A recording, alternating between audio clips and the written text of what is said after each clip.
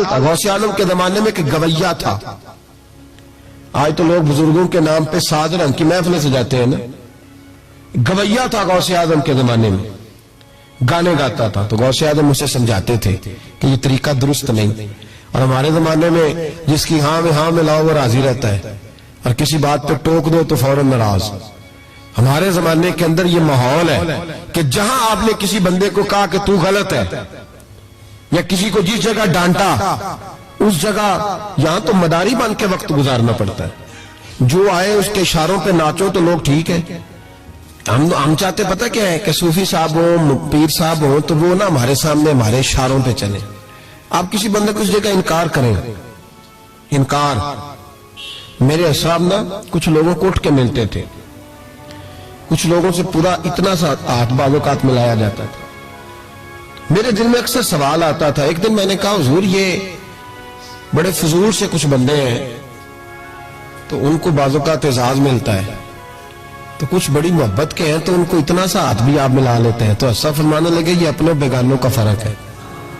میں نے کہا کس طرح؟ فرمانے لگے کچھ ایسے ہوتے ہیں جن کو پروٹوکول نہ دو تو بھاگ جاتے ہیں, تو کچھ ایسے ہوتے ہیں جن کا پتہ ہوتا ہے انہیں جوتے بھی مارے تو یہ میرا ہی ہے, اس نے جانا کوئی نہیں, یہ میرا ہے. فرماتے ہیں جسے ڈانٹتے زیادہ ہیں ڈبٹتے زیادہ ہیں, اس کا پتہ ہوتا ہے یہ جا کہیں نہیں سکتا, یہ میرا ہی ہے. کو جتنا مرضی کچھ کرو. تو جب پروٹوکول مہینے کا دور آیا نا ہمارا, ہم تو ذرا اس لیے تو اصلاح نہیں ہو رہی.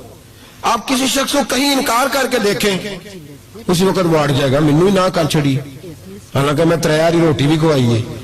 ان چکروں سے باہر آئے. یہ چیز آپ کا تربیت روک دے گی, منع کر دے گی, آپ باہر نکلیں. حضور غوث پاک رضی اللہ تعالیٰ عنہ گویا گایا کرتا تھا. غوث اعظم منع کرتے, فرماتے طریقہ ٹھیک نہیں, بات چیز سے وہ مخالفت کرنے لگ گیا. اور لوگ جب ان کے مفادات پہ ٹھوکر لگتی ہے تو وہ ذات پات پہ اتر آتے ہیں. وہ کہتا ہے جی دیکھو میرے پیچھے رش بڑا ہے, لوگ سنتے بڑے ہیں, تو عبد القادر تو معاذ اللہ جلتے ہیں مجھ سے. خیر بڑی مخالفت کی, باتیں ٹٹول کے لاتا, کھاتے کہاں سے ہیں, لنگر کہاں سے آتا ہے, یہ کیا ہے. حضور غوث اعظم مستیاں کرتے, فرماتے چل ٹھیک ہے موج کر. وقت گزرتا گیا, بوڑھا ہو گیا, لوگ اس کی آواز کے دیوانے تھے. گلے کی آواز بڑا سریلی تھی, وہ اب دھیمی پڑ گئی. وہ جو اسے سنتے تھے وہ کسی اور کو سننے لگے. گھر میں بھی جب تک پیسے آتے تھے تب تک تو گھر میں بھی بڑی قدر تھی. اب جب گھر میں کچھ نہ دیا تو بچوں نے بھی نکال دیا. حالت یہ ہوئی کہ قبرستان جا کے بیٹھ گیا. مکھیاں بھنکتی ہیں, پہننے کو کپڑا کوئی نہیں, کھانے کو روٹی کوئی نہیں. میرے شیخ میرے غوث اعظم اس گلی سے گزرے. جب غوث اعظم گزرے تو اس کی حالت دیکھی تو محبوب پاک کا وہ طریقہ یاد آ گیا. سلام اس پر کہ جس نے دشمنوں کو بھی کوائیں دی, سلام اس پر کہ جس نے گالیاں سن کر دعائیں دی. تو حضور غوث اعظم گھر گئے, غلام کو بلایا, فرمایا 100 دینار لے جا, اس گویے کو دیا. بتانا نہ کس نے بھیجے, دے کے لوٹ آنا. وہ کہتے میں گیا تو بڑی بری حالت, پھٹے ہوئے کپڑے, خستہ حالی. جا کر کے 100 دینار دیے. میں نے کہا لو. اس نے آنکھیں کھولی تو بڑھاپے سے بری حالت, بیماری, ذوف. کہنے لگا کس نے بھیجے؟ تو میں نے کہا مجھے پہنچانے کا حکم ہے, بتانے کا نہیں. تو کہتے اس کی آنکھوں میں آنسو آ گئے. کہنے لگا میں بھی سارے بغداد کو جانتا ہوں, مجھے پتا ہے اس حالت پہ اگر مجھ پہ کوئی کرم کر سکتا ہے تو وہ عبد القادر جیلانی ہے. مجھے بھی پتا ہے, میں بھی جانتا ہوں. اس حال میں گرے ہوئے کو تھامنا اگر کسی کا طریقہ ہے تو وہ غوث اعظم کا ہی ہے, وہی مجھ پہ کرم کر سکتے ہیں. کہتے میں خادم کہتے میں دیکھ کے آیا تو وہ میرے پیچھے پیچھے چلنے لگا. حضور غوث اعظم پڑھا رہے تھے تو سامنے آ کے کھڑا ہو گیا. نظر اٹھائی آپ نے, فرمایا میں کیا خدمت کر سکتا ہوں. چیخ ماری اس نے, رویا, قدموں میں گرا. لگا عبد القادر تو میرے نبی کا سچا وارث ہے, تو سچا وارث ہے نبی پاک صلی اللہ علیہ وسلم کا. میں ساری زندگی مخالفت کرتا رہا اور جب میرا کوئی نہ بنا تو تو میرا بن گیا. اب مجھے بتا کہ اس بڑھاپے میں توبہ کروں تو اللہ قبول کر لے گا؟ تو غوث اعظم فرمانے لگے تو سچے دل سے توبہ کر, اللہ تیری توبہ بھی قبول فرمائے گا اور تجھے اپنے نیک بندوں میں شامل بھی فرمائے گا. شرط یہ ہے کہ سچے دل سے کر, اخلاق کے لیے آئے, کردار کے لیے آئے, تربیت کے لیے آئے. ان لوگوں نے اپنے عمل سے ڈھیروں لوگوں کی زندگیاں بدلی. غوث اعظم مزدوروں کی طرح دین کا کام کرتے تھے. میں نے بڑا سوچ سمجھ کے فکرہ کہا, مزدوروں کی طرح. میں نے اپنے گاؤں میں کچھ ایسے مزدور دیکھے جو صبح فیکٹری میں دیہڑی کر کے آتے تھے, تو شام کو دیہڑی کر کے آئے پوری 4 بجے تک 5 بجے تک, تو شام کو کسی آدمی نے مٹی ڈالنی ہے اپنے گھر کے اندر, تو اس سے بھی ٹھیکہ کر لیا. اس نے کہا میں 300 روپیہ دوں گا, مٹی اٹھا لو. تو وہ مزدور گھر آیا تو اس نے کہا چلو بچوں کے کپڑے بھی لینے, عید بھی قریب آ رہی ہے. یہ مزدور لوگ بڑی جدوجہد کرتے ہیں, تو رات کو مٹی ڈال دی. حضور غوث اعظم نے مزدوروں کی طرح دین کا کام, یہاں تو موجیں لگی ہیں, تو موجیں لگی ہوئی ہیں لوگوں کی. یہاں تو لوگ ساد رنگ میں مست ہو کے کہتے ہیں بس ٹھیک ہو گیا جی, ہم بڑے پکے ہیں ان کے ماننے والے. غوث اعظم فجر کے بعد فقہ کا درس دیتے تھے, فقہ کا. ان کہہ دے وہ بھی مولوی صاحب, چونکہ درس بھی دیتے تھے. فقہ کا درس فجر کے بعد. ظہر کے بعد غوث اعظم لوگوں کو حدیث پاک پڑھایا کرتے تھے. عصر کے بعد قرآن پاک کی تفسیر بیان کرتے تھے. ہر روز رات کو عشاء کے بعد دور دراز سے مخلوق آتی تھی, لاکھوں کا مجمع ہوتا تھا, اور غوث اعظم وہاں رسول اللہ کا دین لوگوں کو سمجھایا کرتے تھے. 1000 آدمی کاغذ قلم لے کے عالم بیٹھا کرتے تھے. غوث اعظم جو تفسیر بیان کرتے اسے لکھا جاتا تھا. یہ حضور غوث اعظم کا طریقہ ہے. غوث اعظم بغداد کی جامع مسجد کے خطیب تھے. وہ خطیب تھے مسجد کے. جامعہ نظامیہ کے نام سے غوث اعظم نے مدرسہ بنایا ہوا تھا. وہ ایک ادارے کے پرنسپل تھے, جسے الف با سیدھی پڑھنی نہ آئے. وہ کہے میں بڑا ولی ہوں, مجھے غوث پاک کا فیض ہے, تجھے کس طرح کا فیض ہے؟ غوث اعظم کا فیض یہ آپ فرمایا کرتے, جتنی جس کی زبان میں تاثیر زیادہ ہو سمجھو میرا فیض اسے زیادہ ملا ہوا ہے. آپ تقریر کرتے تھے, خطبہ دیتے تھے, روز رات کو بیٹھتے تھے. یہاں پیر صاحب کے پاس علم لدنی ہے, انہیں 8000 کا مولوی رکھا جمعہ پڑھان لے. میں کہ پیر صاحب کیوں نہیں پڑھا دے؟ کہ وہ ہمارے پیر صاحب کے پاس علم لدنی ہے. میں کہ انہوں آمدہ ہی نہیں بچارے نے, علم لدنی ہوئے تو باہر بھی آ گئے. ہونا کن لوگوں کو ماننا شروع کر دیا قوم نے. کہتے ہیں مولوی اور ہوتا ہے صوفی, تو صاحب کہہ دو مولوی پڑھا ہوتا ہے صوفی جاہل ہوتا ہے. یہ فرق کرو معاذ اللہ, سمجھ میں آئے کیا چکر ہے, کس طرف لوگ چلے گئے. حضور غوث اعظم رضی اللہ تعالیٰ عنہ 16 گھنٹے دین کا کام کرتے. 16 گھنٹے اتنا پڑھا پڑھایا. پھر بھی اگر کوئی بندہ آ گیا نا چل کے دور سے, مصر سے, یمن سے, 15-20 بندے آ کر حضور محفل میں لیٹ ہو گئے تھے تو ہم آپ کی زیارت کے لیے, تو غوث اعظم گھنٹہ ان کو بھی تقریر سناتے رہتے, انہیں بھی دین بتاتے. کہ چلو دین کے کام میں آج اوور ٹائم ہی لگا لیتے ہیں, آج تھوڑا زیادہ مزدوری کر لیں. مزدوروں کی طرح کام کیا. 50 کے قریب کتابیں لکھی, لاکھوں لوگوں کا قبلہ درست کیا, ہزاروں یہودیوں اور عیسائیوں کو کلمہ پڑھایا. حضور غوث اعظم رضی اللہ تعالیٰ عنہ نے مجاہدین تیار کیے. میرے ذمہ راہ حوالہ صلاح الدین ایوبی جب جنگیں لڑ رہے تھے تو بیت المقدس کے باہر کھڑے ہو کے کہتے تھے مجھے معمولی نہ سمجھنا, میں عبد القادر جیلانی کے مدرسے کا پڑھا ہوا ہوں, مجھے کوئی معمولی نہ سمجھے, میں غوث اعظم کا. اور 70,000 کی فوج جو صلاح الدین, یہ لوگ جہاد کریں گے بیچارے, یہ صرف چندے اکٹھے کرتے ہیں, کبھی بیت المقدس کے نام پہ اور کبھی کسی نام پہ ساری دن کی کھالیں جمع کر کے کھا گئے. اور کیا کیا کلاشنکوف لے کے لوگوں کو ڈرایا. کردار بتاؤ اپنا. اور ہر رسالے میں یہ آپ سے چندے لیتے ہیں, میں آپ کو ان کے رسالے دکھاؤں گا. آپ کی کھالے لے جاتے, آپ سے چندہ لیتے, مہینے کا رسالہ نکالتے. ہر رسالے میں کبھی داتا صاحب کے خلاف لکھتے ہیں. انہوں نے اپنے رسالے میں لکھا لاہور میں جو علی اجویری کا مزار ہے وہ شرک کا اڈا ہے, اور دو کھلا انہوں نے, اور چندے دو ان کو. یہ تو جنازے اشتہار لگا کے پڑھاتے ہیں. میلاد کی محفل بدعت ہو گئی. کس صحابی نے اشتہار لگا کے جنازہ پڑھایا ہے؟ فلانے کا جنازہ ہے تو اتنے بجے اشتہار لگا دو. کس کی سنت ہے؟ کیا تماشا لگایا ہوا ہے. اور ہماری قوم ہے کہ مست ہے, پتہ ہی کوئی نہیں. بہلانے والے سب تمہارے یار ہو گئے, سمجھانے والے مفت گناہگار ہو گئے. کبھی ولیوں کے دشمنوں کی وجہ سے بھی جہاد ہوا ہے. صلاح الدین ایوبی کھڑے ہو کے کہنے لگے فلسطین میں, فرمایا میں لڑوں گا اس لیے کہ میں عبد القادر کے مدرسے کا طالب علم ہوں. اور فرمانے لگے یہ 70,000 فوج میرے ساتھ ہے, ساری غوث اعظم کو ماننے والی ہے. انقلاب غوث کے ماننے والے لائیں گے. یہ لوگ انقلاب برپا کریں گے جن کے دلوں میں بغض رہتا ہے اللہ کے ولیوں کا. اور ہر رسالے میں کبھی یہ کون سا جہاد ہے, کبھی بابا فرید کے خلاف لکھتے ہیں، کبھی غوث اعظم کے خلاف لکھتے ہیں. شرم نہیں آتی؟ کھالوں سے تم نے پجارو خریدی ہوئی ہے، کھالیں کٹھی کر کے تم نے کلاشنکوف لی ہوئی ہے، مکانوں میں رہتے ہو، اور قوم ہے کہ وہ دیکھتی نہیں. اور بھائی دنیا میں رہنا ہے تو کچھ پہچان پیدا کر. لباس خضر میں یہاں سینکڑوں رہزن بھی پھرتے ہیں. ہر داڑھی پگڑی والے کو دیندار نہ سمجھ لیا کرو، خدا را یہ پہچان پیدا کرو. جس کے مرضی پیچھے لگ جاتے ہو. حضور غوث پاک شیخ عبد القادر جیلانی رضی اللہ. اور آج کل کی میں جاتا ہوں نا محفلوں پہ تو میں دوستوں سے کہتا ہوں، آپ کوئی دوست ٹائم دینے آتا تو میں پوچھتا ہوں محفل کیوں کرانی ہے؟ محفل کہنے ثواب واسطے. تو میں کہا سورۃ یاسین پڑھا لو کار. ساری زندگی ثواب کے چکر میں رہو گے، انقلاب کب آئے گا؟ میلاد کی محفل کر لو، سارا سال برکتیں نازل ہوں گی. محفل کو ایک روپ دو، ایک رنگ دو. محفل ایک انقلاب کا نام. غوث اعظم نے ہمیں وہ والی محفل سکھائی ہے جس میں بے نمازی آتا تو نمازی بن کے جاتا، جس کے اندر چور ڈاکو آتا تو توبہ کر کے جاتا، جس کے اندر کوئی ماں باپ کا نافرمان آتا تو گھر جا کے ماں باپ کے پیروں میں بیٹھ جاتا. ثواب کے لیے محفل، ثواب کے لیے 11ویں. اس سے باہر ہے، بڑا ہو گیا یہ کام.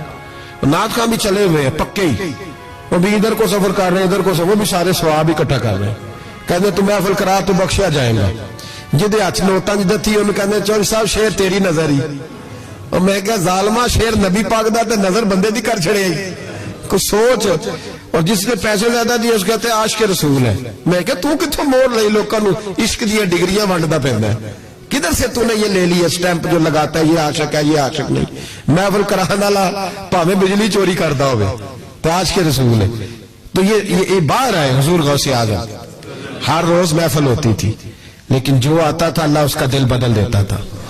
اور چونکہ ریاکاری نہیں تھی، تسنع نہیں تھی، بغداد میں محفل ہو رہی، غوث اعظم تقریر کر رہے ہیں، بارش شروع ہو گئی، لوگ بکھرنے لگے. تو حضور غوث اعظم رضی اللہ تعالیٰ سر جھکا کے کہنے لگے مولا تو دلوں کے بھید تو جانتا ہی ہے نا. اگر یہ بندے میں نے اپنے لیے اکٹھے کیے تو سارے بھگا دے، اور اگر تیرے لیے اکٹھے کیے تو پھر بھی تیری مرضی ہے. تو دلوں کے بھید جانتا ہے. لوگ کہتے ہیں سارے بغداد میں بارش ہوتی تھی، جہاں غوث اعظم کا جلسہ ہوتا تھا وہاں نہیں ہوتی تھی، وہاں نہیں ہوتی تھی، اس لیے کہ انہیں اللہ کو منانا آتا تھا، انہیں طریقہ پتا. حضور غوث اعظم نے اپنی گفتگو سے، تقریر سے، خطبے سے، الفتح الربانی حضور غوث اعظم کی تقریروں کی کتاب چھپی ہوئی ہے، آپ کے ملفوظات ہیں، آپ کے خطبے. اور بھائی اس کو لوگ معمولی کام سمجھتے ہیں، بس ثواب کے لیے کر لو. خدا را غوث اعظم کا طریقہ تو سمجھو. اور پھر تبلیغ فرمائی، دین کا کام کیا. نذرانے نہیں بٹورے، نذرانے نہیں بٹورے. اور اس طرح نہیں کہ مولوی صاحب کا سیاست سے کوئی تعلق نہیں، میرے لاکھوں مرید ہیں، میں نے نہیں چھیڑنا حکومت کو، ایسے نہ ہو جائے حکومت میرے خلاف ہو جائے، یہ کوئی چکر نہیں. بادشاہ وقت آیا نذرانہ دینے، وقت کا بادشاہ نذرانہ دینے آیا. وہ کہتا میں رستے میں سوچ رہا تھا کہ اگر یہ ولی ہوئے تو مجھے پتہ چل جائے گا، اگر تم نے سیب کھلائے نا، سیب کا موسم نہیں، پھر تو ولی اللہ ہے، اور اگر سیب نہ کھلائے تو پھر نہیں میں مانتا. ٹھیک ہے نا جی، جس طرح کے آج مرید ہوتے ہیں لوگ، کہتے ہیں سیب کھلائے تو پھر بادشاہ تھا نا. تو کہتے ہیں میں 2 تھیلیاں شرفیوں کی بھی لے گیا کہ پیر صاحب کو پیسے دوں گا تو نرم بھی ہو جائیں گے میرے حق میں، پیر ہو جائے تو نرم اللہ ماشاءاللہ. کہتے میں گیا تو میرے دل میں خیال تھا اگر آج بے موسمہ سیب کھلائیں تو ولی مانوں گا. کہتے ہیں غوث اعظم نے یوں ہاتھ اٹھائے، موسم بھی نہیں تھا پر 2 سیب ان کے ہاتھوں میں آ گئے، اور آپ میری طرف سیب بڑھا کے کہنے لگے ولایت کو سیبوں سے نہیں تولنا چاہیے، تو سیبوں سے تولتا پھرتا ہے، یہ تو اللہ کی رضا والا کام ہے. یہاں کو تاجر تھوڑی محنت کرے، کھاد شاد ڈالے تو وہ بھی بے موسم پھل اگا لے گا. تو کس چیز سے میری ولایت چیک کر رہا ہے؟ یہ پکڑ چھری اور یہ پکڑ سیب اور کھا. کہتا میں نے کاٹ کے کھایا تو سیب کڑوا نکلا. غوث اعظم کہنے لگا کیا ہوا، کڑوا ہے؟ کہا حضور ہاں. تو نے اپنے ہاتھ سے کاٹ کے ایک ٹکڑا دیا کہ کھاؤ. کھا کے کہنے لگا حضور آپ کے والا تو میٹھا ہے. تو سیب تو دونوں غیب سے آئے ہیں تو میرا کڑوا کیوں ہے؟ آپ کا فرمانے لگے غوث اعظم دونوں میٹھے تھے، ایک کو ظالم کے ہاتھ لگ گیا تو کڑوا ہو گیا ہے. میٹھے دونوں ہی تھے، تو ظالم ہے نا، ظلم کرتا ہے، تو تیرے ہاتھوں کی وجہ سے کڑوا ہو گئے. ایک ہی تھے. اس نے 2 تھیلیاں شرفیوں کی مصلے کے نیچے رکھی، کہنے لگا حضور نذرانہ ہے. فرمانے لگے ضرورت ہی نہیں، لے جا. اللہ کے بندوں کو، دنیا داروں کے نذرانوں کی ضرورت ہے. اور ضد کرنے لگا حضور قبول کر لے. آپ فرمانے لگے جا تم جا، نہیں چاہیے. کہا حضور ضرورت نہیں، حضور قبول فرما لے. آپ نے فرمایا جا. کہا حضور لے لیں آپ کی مہربانی. فرمانے لگے اپنے کپڑے دیکھ اور میرے دیکھ, اپنی روٹی دیکھ اور میری دیکھ, میں تجھ سے اچھا کھاتا ہوں, تجھ سے اچھا پہنتا ہوں, میرا اللہ مجھے تجھ سے بہتر دیتا ہے, تو جا تو. اس نے کہا نہیں قبول کر لے. غوث اعظم نے دونوں تھیلیاں اشرفیوں کی پکڑی اور جب ان کو نچوڑا تو اندر سے خون نکلنے لگا. غوث اعظم فرمانے لگے غریبوں کا خون نچوڑ کے مجھے نذرانہ دینے آ گیا ہے. غریبوں کا خون نچوڑ کے. پیر صاحب نے کبھی پوچھا نہیں فیکٹری والے سے کہ تم مزدوروں کے ساتھ کیا علاج کرتا ہے. پیر صاحب نے کبھی سوال نہیں کیا کہ یہ جو لے کے آ رہا ہے کہاں سے لے کے آ رہا ہے. غوث اعظم رضی اللہ تعالیٰ عنہ فرمانے لگے میں تیرے پردے نہیں کھولنا چاہتا تھا, تو باز ہی نہیں آ رہا, غریبوں کا لہو نچوڑ کے تو مجھے نذرانہ دینے آ گئے ہو. فرمایا نکل جا ورنہ یہ خون اتنا بہاؤں گا کہ تو بھی بہ جائے گا, تیرا محل بھی بہ جائے گا. لوگوں کا خون نچوڑ کے مجھے نظر نیاز دینے آ گئے ہو. حضور غوث اعظم جواں فکر, جواں سوچ, انقلاب مزاج صوفی تھے. جمعے کا خطبہ دینے آئے تو ایک شخص نے کہا حضور ایک ظالم آدمی کو گورنر بنا دیا ہے بادشاہ نے بغداد کا. کہنا چاہیے تھا نا میری مسجد میں بڑا رش ہے, مجھے کیا لگے, میرے مدرسے میں طالب علم ٹھیک ہے, لنگر صحیح پک رہا ہے, ٹھیک ہے بناتا ہے تو بناتا ہے, پھر لوگوں پہ ظلم ہوگا نا. لیکن یہ طریقہ دین کا طریقہ نہیں. لوگ ظلم کا شکار ہوتے رہے, حکومتیں مرضی کرتی رہے, صوفی کہے میرا نہ کوئی مخالف ہو جائے. آج ہمارے زمانے میں شوق ہے کہ مجھے کوئی برا نہ کہے. وہ بھائی کہہ لے جس نے برا کہنا ہے کہے, یہ کوئی بری بات ہے. قرآن کہتا ہے اللہ کے بندوں کی علامت یہ ہے یجاہدون فی سبیل اللہ, وہ اللہ کے راستے میں جہاد کرتے ہیں. ولا یخافون لومۃ لائم, اور کوئی انہیں برا کہے تو وہ اس کی پرواہ نہیں کرتے, وہ جہاد میں لگے رہتے. کہے جس نے کہنا ہے سانو تخت ادارے دی لوڑ کی ہے, نالے کی لگے شہر ببول دے نال, اسی اپنی بال کے سیکنے ہیں, سانو کی لگے کسی اور دے نال. کہے جس نے کہنا ہے کوئی پرواہ نہیں, بات کھری اور سچی ہونی چاہیے. موج کرے جس کا جو دل کرتا ہے, جس کا جو دل کرتا ہے. میں نے بڑی تگڑی تقریر کی کہ سیالکوٹ کے قریب بڑی سخت 2 4 5 نعت خان تھے, وہ بھی عشق کی ڈگریاں بانٹ رہے تھے اور بڑے انہوں نے نوٹ کٹھے کیے تھے. اوپر سے میرا نمبر لگ گیا اور میں نے انہیں کہا, وہ ایک بڑا شور کر رہا تھا یوں کر دیں گے ختم نبوت کے لیے, یوں کر دیں گے. تو داڑھی بالکل تازی صفائی کرا کے آیا تھا, ہمام سے سیدھا محفل پہ آ گیا تھا. میں کہا بیلیا تیرے کو داڑھی دا پار تے چکیا نہیں جاندہ, تے سارے دین دا کیویں چکے گا, وہ تو چک لے, وہ تیرے کو تھوڑا جہا بھی نہیں چایا جا رہا. ایک اور تھا اس میں, مجھے کہنے لگا میں تو نویں نعت سنانی. میں کہا تیری مہربانی مینوں کو پرانی سنائی, نویں کلام میرے کو نہیں ہضم ہوندے جڑے تسی شروع کیتے نے ڈم ڈم. تو مسئلہ خراب ہو گیا. ایک پیر صاحب بھی بیٹھے تھے. آپ یقین کریں نبی پاک کی نعت ہو رہی ہے اور اشارہ پیر کی طرف ہو رہا ہے, اشارہ پیر کی, حضور کی نعت میں نبی پاک کی نعت ہو رہی اور اشارہ. بھی جو شعر حضور کے نام کیا وہ کسی پیر پہ فٹ کرنا درست ہے؟ وہ بھی مست ہویا 100 دے نوٹ کٹ کٹ کے دے رہے ہیں, میری گل نہ ہو رہی. تو میں نے کہا شرم کرو, اللہ سے ڈرو. اور باہر نکلے گئے تو ٹائر پنکچر تھا گاڑی کا, گاڑی کا ٹائر پنکچر تھا. تو میں ایک بندے نے کیا بھی پہنچنا ہے, اس دن مجھے واپس وزیرآباد بھی آنا تھا, ٹائر پنکچر ہو گیا. تو مینوں کہنے لگا کسی نعت خانے کے علم آ رہا تہاڈی گڈی نوں, تسی چھڑ دے نہیں نا کسی دی گل. تے انہیں دوجا بھی کر چھڑنا سی, اودی مہربانی سمجھو نیک کیتا ہے. یہ حال ہو گیا ہمارا کہ لوگ اب پوزیشن اس طرح کی کسی کو سمجھائے وہ مخالفت کرتا ہے. انہوں نے بعد میں میٹنگ کی, انہوں کہنے لگے تو کتوں مولوی بلا لیا, اگوں نہیں آنے دا بلائی, کس طرح کا آدمی تھا, سب کو اس طرح. اور بڑی بڑی عجیب حرکتیں. میں یہ لودرا ملتان سائڈ پہ 2-3 دن کے لیے تو نقیب محفل, وہ بےزتی کری جا مجمے دی, تسی بول دے نہیں, تسی سبحان اللہ ہی نہیں آندے, ایڈا رکھا مجمع کدے نہیں ویکھیا, کنج دے تسی بندے ہو, من تسی یاد رہو گے. بوڑھے بوڑھے لوگ بیٹھے ہیں, ٹھنڈ کا موسم ہے, کری جا رہے. وہ میرے سے نہ برداشت ہوا. کبھی کبھی وہ رگ بڑی تنگ کرتی ہے, کچھ دیر تو میں نے برداشت کیا, تو بعد میں بول ہی پڑا. میں کہا بھائی بہ جا, تیری مہربانی, تو پیسے لے کے مفت آئے نہیں سارے, اے چنگے نہیں تیرے نالوں, اے فری بیٹھے مفت بیٹھے, تو پیسے لے گئے. مجھے انہوں نے بتایا کہ 15,000 تو نے پہلے لیے, کس بات کا لیے؟ تو یہ کوئی مذہب کا کام ہے کیا؟ چکر چلایا ہوا ہے, یہ کوئی طریقہ ہے؟ یہ اس طرح دین پھیلتا ہے؟ غوث اعظم جیلانی, حضور شیخ عبد القادر جیلانی, یہ لوگ اگر بادشاہوں کی ٹی سی کرتے تو انقلاب نہ برپا ہوتا. حضور غوث اعظم رضی اللہ, اور جو آ رہا ہے چودھری صاحب عاش کے رسول ہے, اس لیے کہ 50,000 دیا محفل میں, تو بس 50,000 کا عشق مل جاتا ہے. کیا تماشا لگ گیا, غریب آدمی میلاد کی محفل میں بھی ویڈیو کے پیچھے بیٹھتا ہے, نہ ساڑھ کو دتھی ہے نہ آگے انہیں ہے. کیا اس چکر سے باہر آئے. غوث اعظم رضی اللہ تعالیٰ عنہ اس لیے لتاڑ لیتے تھے یہ لوگ کہ ان کے اندر لالچ نہیں تھا, کسی شخص کے ساتھ کوئی ذاتی مسئلہ نہیں تھا. بڑی مخالفت کی لوگوں نے ان کے زمانے میں بھی ان کی. جمعہ پڑھانے آئے, ایک شخص نے کہا حضور ظالم آدمی گورنر بنا دیا بادشاہ نے.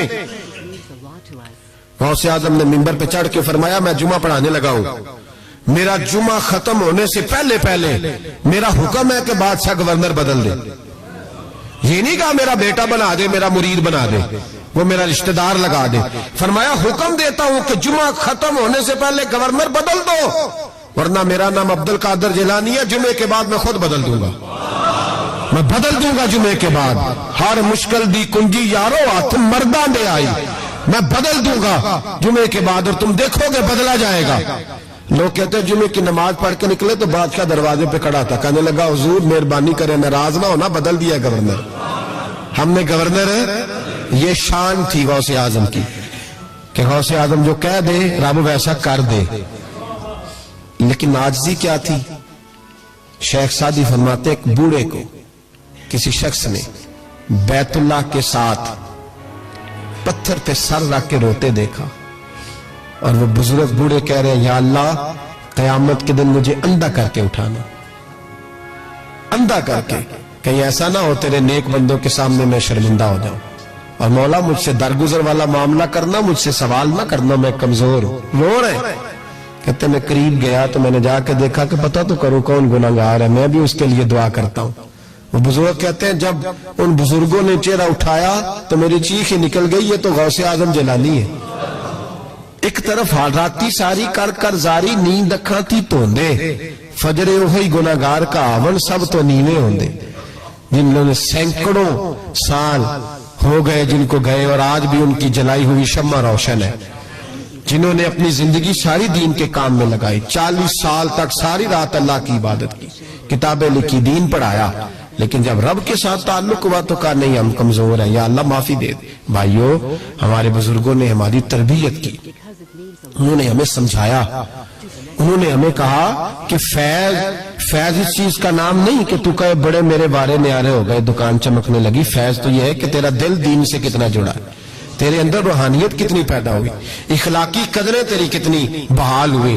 غوث اعظم سے کسی نے کہا تو حضور دعا قبول نہیں ہوتی, فرمایا 3 شرطیں ہیں, تیری ہر دعا اللہ قبول فرمائے گا. کہا حضور کون سی؟ فرمایا رزق جب بھی کھانا حلال کھانا, اور تیری زبان سے کبھی رب کی ناراضگی والا فکرہ نہ نکلے, اور جب تو بات کرے تو نفس کے لیے کبھی نہ کر, اللہ کی رضا کے لیے کر. عبد القادر وعدہ کرتا ہے تو جو دعا بھی کرے گا مالک تیری قبول فرمائے گا. اپنے نفس کی رضا کے لیے, اپنے باطن کو خوش کرنے کے لیے سارا دن داستانے نہ چھیڑ, اللہ کی رضا کے لیے بول. ہم کتنا بولتے ہیں لیکن نفسانی باتیں, نفسانی خواہشیں, یہ کہنے کے لیے کہ لوگ نیچا دیکھ لیں گے کیا ہو جائے گا. خدا را اللہ کی رضا کے لیے